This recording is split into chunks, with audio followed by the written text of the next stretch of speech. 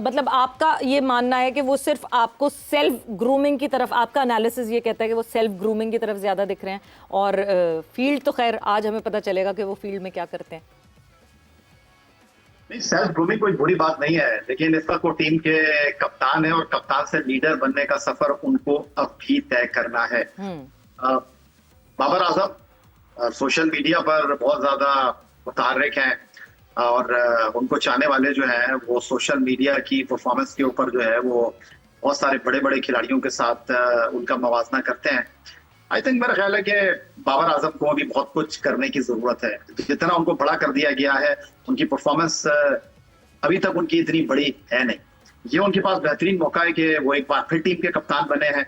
बहुत सारे लोगों का ख्याल ये है कि उनको कप्तान नहीं बनना चाहिए, और वो लोग ये बात कर रहे हैं जिनको अभी से धड़का है कि बाबर आजम जो है वो उनके कंधे इतने मजबूत नहीं है कि वो उस टीम का बोझ उठा सकें।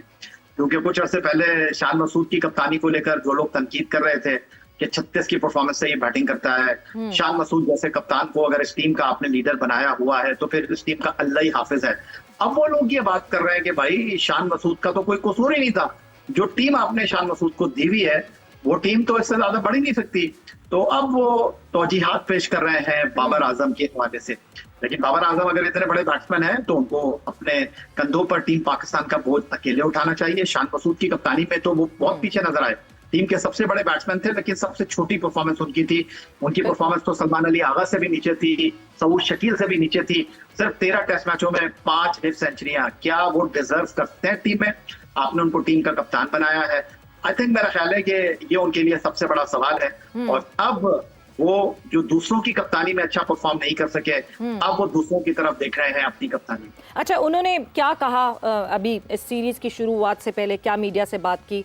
आपको दिखाते हैं और सुनाते हैं और फिर उसके हवाले से हम गुफ्तगू को आगे बढ़ाएंगे। डिफरेंट कंडीशन लग रही है या पिछली जितनी मैं शायद सीरीज उठा के देखूं, हमारा एक सबसे बड़ा मसला ये रहा है कि हम पिच ही नहीं रीड कर पाते, हमें पता ही नहीं चलता है। अभी भी जिस तरह की वहाँ से खबरें आ रही हैं, जिस तरह की बातें आ रही हैं, व्हाट टू एक्सपेक्ट कि क्या हम इस बार पिच रीड कर पाएंगे और उसके हिसाब से अपनी 11 उतार पाएंगे? देखिए, पिच रीड करने का फन तो बहुत कम लोगों के पास है। और वो कहते हैं ना कि खुदा पहाड़ निकला चूहा। पिच रीड करने के मामले में तो हम इस तरह की सिचुएशन का शिकार हैं। लेकिन बाबर आजम की जो वीडियो आपने दिखाई जिसमें वो कह रहे थे कि हम 2.5-3 महीने से जो है वो इस टेस्ट सीरीज की तैयारी कर रहे थे, और फिटनेस का ये हाल है कि उनकी अपनी फिटनेस से लेकर पाकिस्तान टीम की फिटनेस तक आधे प्लेयर आपके कॉम्प्रोमाइज हुए हैं। क्या इस टीम में जो खिलाड़ी मुंतखब हुए हैं क्या वो टॉप क्लास पे फिटनेस के ऊपर मुंतखब हुए हैं? मेरा जवाब होगा नहीं। देखिए, पाकिस्तान क्रिकेट में फिटनेस टेस्ट नहीं होते, मेडिकल टेस्ट होते हैं। मेडिकल टेस्ट ये होते हैं कि आपके खिलाड़ी जो है वो खेलने के लिए फिट है। फिटनेस टेस्ट का मतलब ये होता है कि वो मुकम्मल तौर पर जो है वो हर मैच की क्रिकेट खेल सकता है। यही वजह है कि आपकी क्रिकेट टीम इसलिए स्ट्रगल कर रही है कि आपके पास फिट टू परफॉर्म वाले प्लेयर हैं, फिट टू प्ले वाले क्रिकेटर्स मौजूद हैं, फिट टू परफॉर्म वाले क्रिकेटर्स नहीं है। ये वो क्रिकेटर आपकी टीम में मुंतखब हो गए हैं, सॉरी टू से, जो सिर्फ खेल सकते हैं। जब इनसे आप तवक्को करेंगे तो उस तवक्को के लिए आपकी एनर्जी होनी चाहिए, आपकी फिटनेस टॉप क्लास होनी चाहिए। इंतहाई माजरत के साथ हमारे किसी प्लेयर की जो फिटनेस है वो टॉप क्लास नहीं है। ये क्रिकेट बोर्ड का कसूर नहीं है, ये खिलाड़ियों की अपनी जिम्मेदारी होती है कि वो ऑफ सीजन में अपनी फिटनेस के ऊपर काम करें। और सबसे बड़ी मिसाल बांग्लादेश का दौरा है, जहां बाबर आजम पीएसएल की बेस्ट परफॉर्मेंस को लेकर जाते हैं। लोग उम्मीद कर रहे थे कि जी पीएसएल की परफॉर्मेंस को वो ट्रांसलेट करेंगे, और पहले ही टेस्ट मैच में उनकी एक मिस्ट्री इंजरी होती है और वो पहला टेस्ट मैच नहीं खेलते, और सेकंड टेस्ट मैच में फिर आप उनको प्लेइंग 11 में रखते हैं। तो वहां से बाबर आजम को तो नहीं भेजा गया था ना। लेकिन अब्दुल्ला फजल के बारे में आपने रातों रात चंद मिनट में फैसला कर लिया कि वेस्ट इंडीज की सीरीज से भी बाहर, आप इंग्लैंड की सीरीज से भी बाहर। भाई, ये ऐसा कौन सा अजाब आ गया अब्दुल्ला फजल के ऊपर? ऐसा कौन सी रिपोर्ट आ गई अब्दुल्ला फजल की कि जिसमें उनके बारे में कह दिया गया नहीं भाई, इनको तो आप खिला ही नहीं सकते?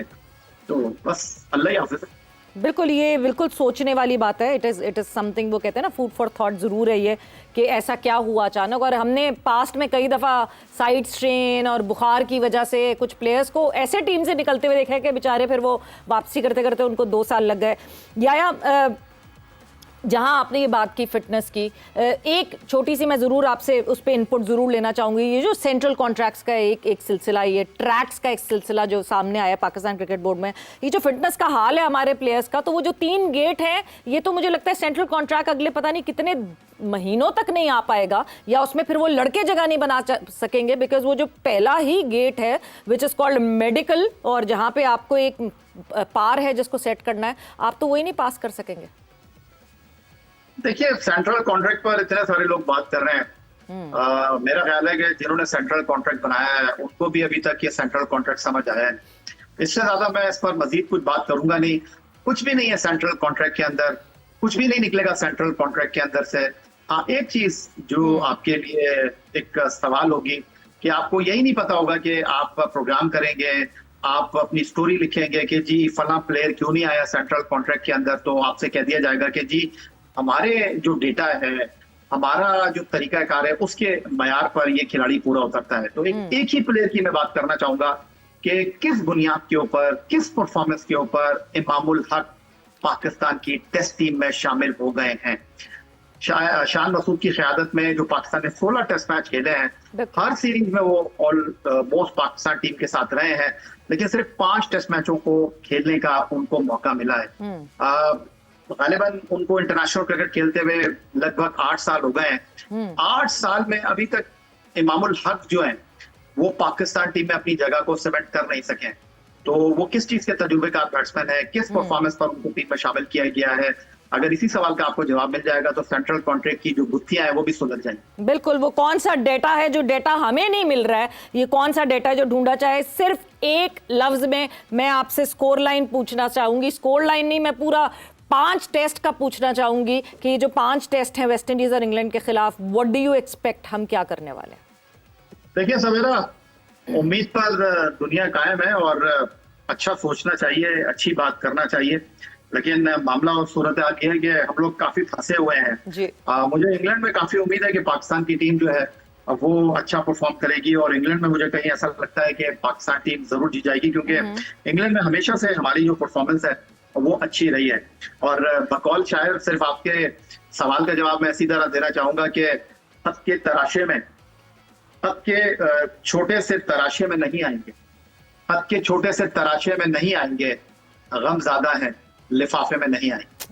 वाह, और इसी के साथ, इसी नोट के साथ थैंक यू याया, बहुत बहुत शुक्रिया आपके टाइम का। जब हम जोर के जोड़ की बात करते हैं, obviously catering all the sports is something that we focus on, और जहां पाकिस्तान की बात करते हैं तो पाकिस्तान की ज़मीन इतनी ज़रखेज़ है कि पाकिस्तान के कोने कोने से आप कहीं से भी कोई स्पोर्ट्स पर्सन ढूंढ के निकाल सकते हैं। और ऐसी ही 2 ट्विन सिस्टर्स हैं जिनकी कहानी हम आपके पास लेकर आए हैं, जिनका टैलेंट हम आपके सामने लेकर आए हैं, और वो 2 लड़कियां क्या कर रही हैं और कैसे पाकिस्तान का नाम रोशन कर रही हैं। टैलेंट स्पॉटलाइट में हम आपको इन दोनों लड़कियों के ऊपर एक रिपोर्ट दिखाते हैं जो कादिर ख्वाजा ने बनाई हुई है। हुंजा की बुलंदो बाला वादियों से ताल्लुक रखने वाली दोनों जुड़वा बहनें मलीहा और मनीषा लाहौर में ट्रेनिंग कर रही हैं। मलीहा और मनीषा मिक्स मार्शल आर्ट में अपना मुकाम बनाने का अज़्म रखती हैं। शौक़ इस गेम में इस तरह पैदा हुआ कि 2010 में हमारे बड़े भाई शहीद शहजाद जो कि शहीद हुए हैं, अताबाद लेक जो कि अभी बना है, वहाँ पे वो रिलीफ देने जा रहे थे, तो ऊपर से लैंड स्लाइडिंग होकर हमारे भाई को पत्थर लगा था और वो उधर शहीद हुए थे। हमारे भाई का ये ख्वाब था कि मेरी जुड़वा बहनें ऐसा कर दिखाएं कि वो सारी लड़कियों के लिए एक मशाल राह बने। 15 में स्टार्ट किया था, तब MMA का उतना पता नहीं था, टाइक्वांडो का क्लब था उससे स्टार्ट किया था, तो हमने टाइक्वांडो में नेशनल कम्पीट किया। फिर उसके बाद 2025 में हमने इंटरनेशनल कम्पीट किया। हमने पाकिस्तान को रशिया में रिप्रेजेंट किया, चाइना में, इंडोनेशिया में, वियतनाम में और इस्लामिक गेम्स में रिप्रेजेंट किया टाइक्वांडो नेशनल टीम के साथ। फिर उसके डिग्री कंप्लीट हो गई, हमने MMA की ट्रेनिंग स्टार्ट की। अभी अल्हम्दुलिल्लाह 6 मंथ हो गए हमें MMA की ट्रेनिंग स्टार्ट करते हुए। हमने रिसेंटली एक्टिवेट कंटेंडर सीरीज़ खेला। जी, तो मलिया और मनीषा डेफिनेटली मशले राह बन रही हैं उन ख़वातीन के लिए जो कि सोचती हैं कि MMA जिसमें क्या काम है ख़वातीन का, मगर यस वो पाकिस्तान के, वो कहते हैं ना, परचम के तले हैं और पाकिस्तान के परचम को बुलंद करने की भरपूर कोशिश कर रही हैं। उन्होंने खुद ही बताया कि कहाँ कहाँ उन्होंने ट्रैवल किया है। So all the very best for them and I hope कि बहुत बड़े बड़े कॉम्पिटिशन्स का वो हिस्सा बने, और ना सिर्फ हिस्सा बने, जीत कर आए और पाकिस्तान का नाम रोशन करके आए। एंड आई होप ये जो हमारी पाकिस्तान टेस्ट टीम है ये भी पाकिस्तान का नाम रोशन करके आए, बिकॉज बहुत टाइम हो गया, बहुत अरसा हो गया कि हमें टेस्ट जीत जो है वो देखने को नहीं मिली।